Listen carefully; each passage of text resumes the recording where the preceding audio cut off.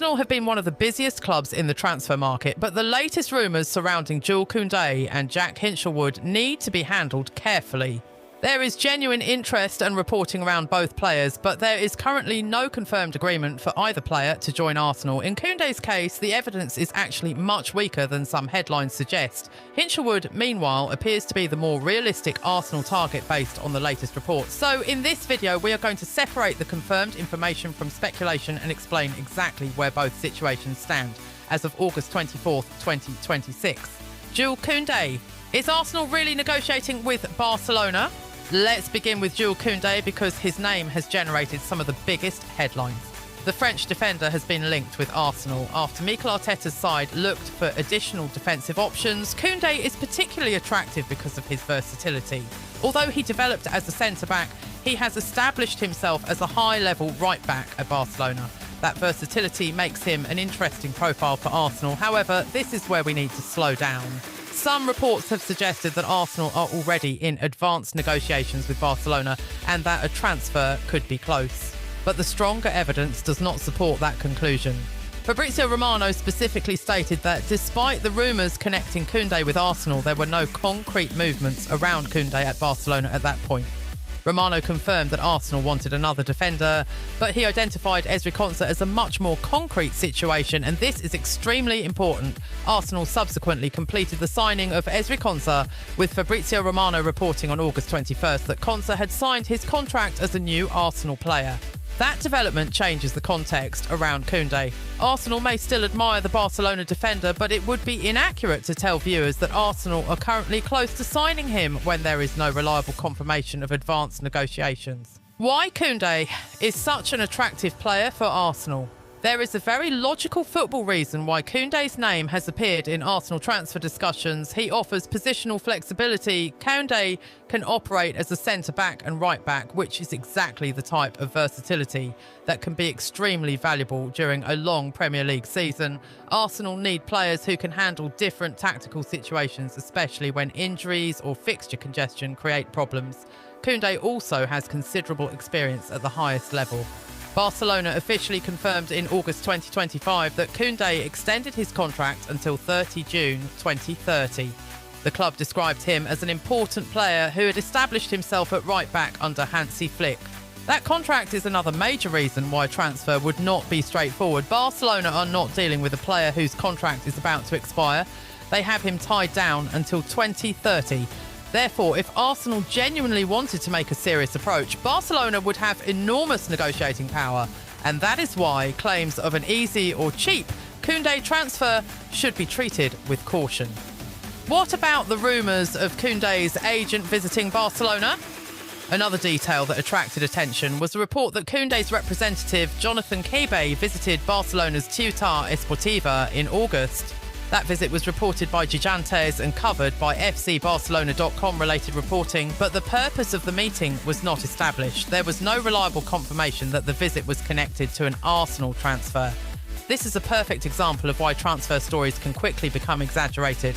An agent visiting a club does not automatically mean a player is negotiating a transfer away from that club.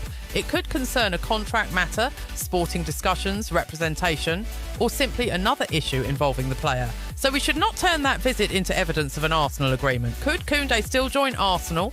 Yes, theoretically, Arsenal can admire the player, and Kounde would make sense from a tactical perspective. But there is a huge difference between saying Arsenal like Kounde and saying Arsenal are close to signing Kounde. The first has evidence behind it. The second does not currently have enough reliable evidence.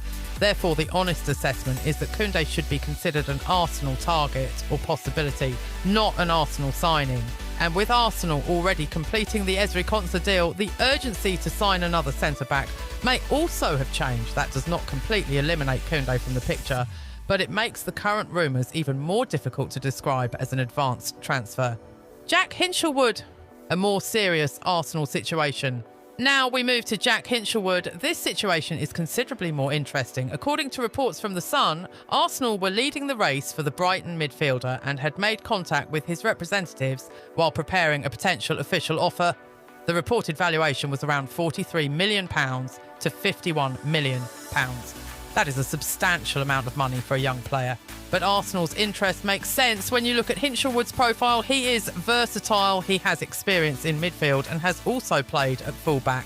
That type of player can be extremely useful to a manager like Mikel Arteta. Hinshelwood's development at Brighton. This is not a player who has suddenly appeared on Arsenal's radar without a history of development. Hinshelwood came through Brighton's academy after joining the club as a child. Brighton officially announced in March 2026 that he had signed a new contract running until June 2029. At that point, the club stated that he had already made 70 first-team appearances, scoring 9 goals and providing 6 assists. Brighton also highlighted his versatility, explaining that he had played in different midfield roles as well as at fullback during his development. That is exactly why Arsenal could be interested. Arteta is not simply looking for players who can occupy one position. He wants players who can understand different roles within his tactical system. Hinshelwood fits that philosophy. The £43 million to £51 million question, one of the biggest talking points, is the reported price. The reported range is approximately £43 million to £51 million. Sky Sports reported that Arsenal were leading the race and that a bid in that range was believed capable of potentially leading to an agreement. But again, we have to be precise. A reported asking price is not the same thing as an accepted offer, and being described as the club leading the race is not the same thing as winning the transfer. As of the latest reliable information, there is no confirmed announcement that Brighton have accepted an Arsenal bid for Hinshelwood. That distinction matters. Why? Brighton have a strong position. Brighton are not under immediate pressure to sell. Hinshelwood signed a contract running until June 2029. That gives Brighton considerable leverage. If Arsenal make an offer, Brighton can decide whether it is high enough. They do not have to sell simply because another club is interested, and Brighton have repeatedly demonstrated that they are comfortable protecting the value of their young players. So if Arsenal want Hinshelwood, negotiations could become complicated. The timing has become even more interesting. There is another major development that Arsenal fans should know about. On August 23rd, Brighton played Aston Villa in the Premier League and won the match 4-0. Jack Hinshelwood was one of the biggest stars of the game, scoring 2 goals as Brighton produced an impressive performance. That does not mean a transfer is happening. In fact, it could make Brighton even less enthusiastic about selling him. From Brighton's perspective, Hinshelwood has just demonstrated his importance on the pitch. For Arsenal, however, the performance will only reinforce why the player is attracting attention. He showed his ability to contribute directly in front of goal while playing within Brighton's system. That is valuable evidence of his development. Why would Arsenal want Hinshelwood? The biggest attraction is not simply his goals, it is his versatility. Arsenal have a demanding schedule every season with Premier League matches, Champions League football and domestic cup competitions. In that environment, having a player who can cover several positions can be extremely useful. Hinshelwood has experience playing in midfield and at full-back. That gives Arteta tactical flexibility. Imagine a situation where Arsenal need more control in midfield. Hinshelwood can potentially provide another option. If the team has problems at full-back, his previous experience in that area becomes valuable. And because he has developed through Brighton's academy and Premier League football, Arsenal would not be buying an unknown player from outside English football. They would be buying a young player who already understands the physical and tactical demands of the Premier League.